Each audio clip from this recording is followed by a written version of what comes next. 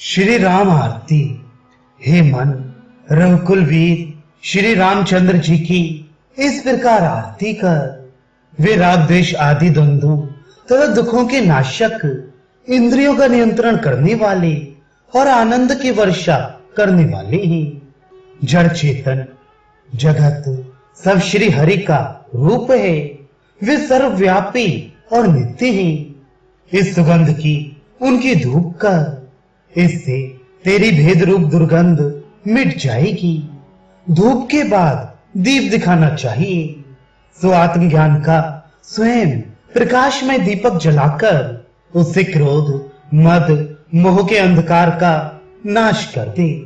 इस ज्ञान प्रकाश से अभिमान भरी चित्त वृत्तियां आप ही क्षीण हो जाएंगी। इसके बाद अत्यंत निर्मल श्रेष्ठ भाव का नैवेद्य भगवान के अर्पण कर।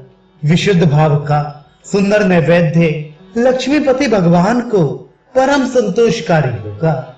फिर दुख, समस्त संदेह और अपार संसार की वासनाओं के बीच के नाश करने वाली प्रेम का तांबूल भगवान को निवेदन कर।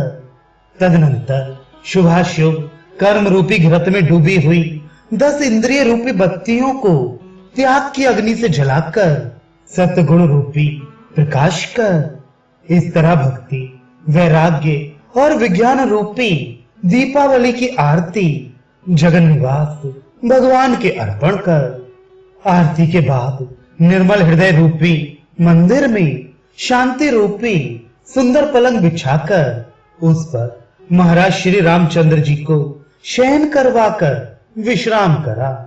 वहां महाराज की सेवा के लिए क्षमा, करुणा आदि मुख्य दासियों को नियुक्त कर। जहां भगवान हरि रहते हैं वहां भेद रूप माया नहीं रहती।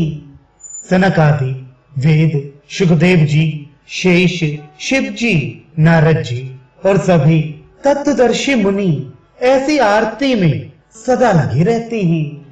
निर्मल मति मुनियों का दास तुलसी कहता है कि जो कोई ऐसी आरती करता है वह काम आदि विकारों से छूटकर इस भव सागर से तर जाता है।